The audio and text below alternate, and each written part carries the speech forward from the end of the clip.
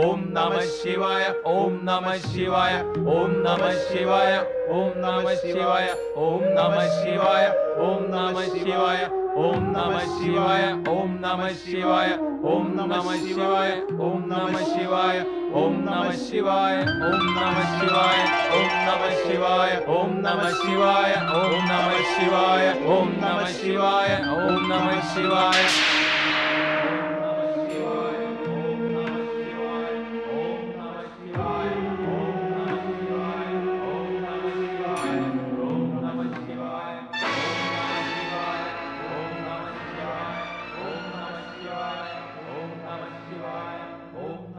ഗുരുദേവ,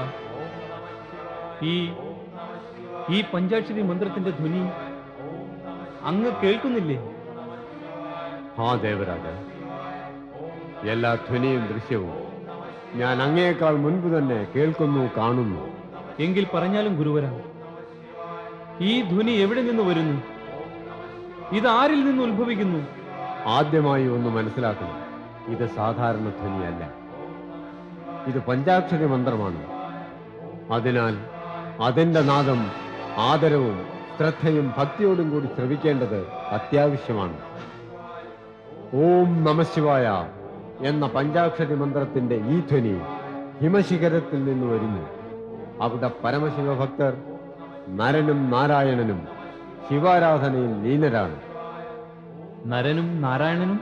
ആ ദേവരാജ, ധർമ്മദേവന്റെ ശിവഭക്തരായ പുത്രന്മാർ അവരുടെ സമ്പൂർണ്ണ വിഭവങ്ങളും രാജ്യവും സുഖവും സമ്പത്തും ത്യജിച്ച് ഹിമശിഖരത്തിൽ ശിവദർശനം കാംക്ഷിച്ചുകൊണ്ട് ശിവാരാധനയിൽ ലീനരാണ്. അത്യധികം കഠിന സാധനയും ജപവും ചെയ്തുകൊണ്ടിരിക്കുകയാണവർ. അതിന്റെ ധ്വനി നമുക്കിവിടെ വരെ കേൾക്കാനാകുന്നു ഗുരുദേവ. ആ, ഇതും ഉറച്ച സത്യമാണ് ദേവരാജ. ശിവഭക്തരുടെ കഠിന സാധന തീർച്ചയായും സഫലമാകും. ഇന്നുവരെ മറിച്ചുണ്ടായിട്ടില്ല. ഏതൊരു ശിവഭക്തൻ ഭഗവാൻ ശിവനെ ഭക്തിയോടും നിഷ്ഠയോടും കൂടെ ഭജിച്ചുവോ അയാളുടെ മനോകാമന പൂർത്തിയായിരിക്കും.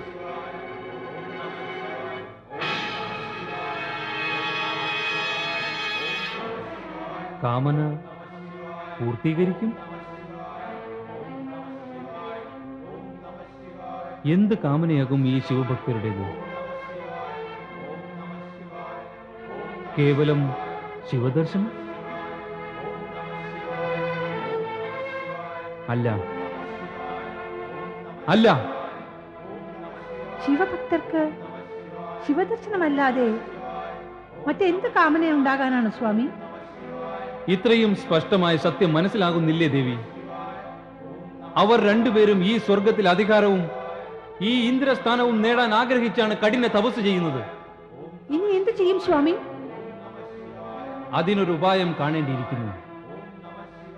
അവരെ ഇരുവരെയും തപസ്സിൽ നിന്നും വിരക്തരാക്കേണ്ടതുണ്ട്.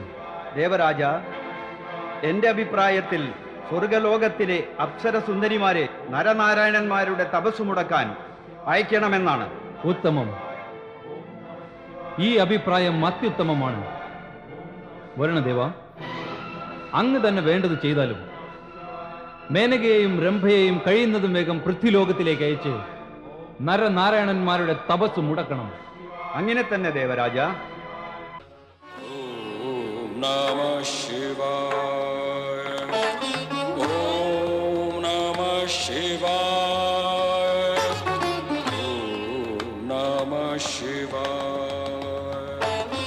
ഓം നമഃ ശിവായ ഓം നമഃ ശിവായ ഓം നമഃ ശിവായ ഓം നമഃ ശിവായ ഓം നമഃ ശിവായ ഓം നമഃ ശിവായ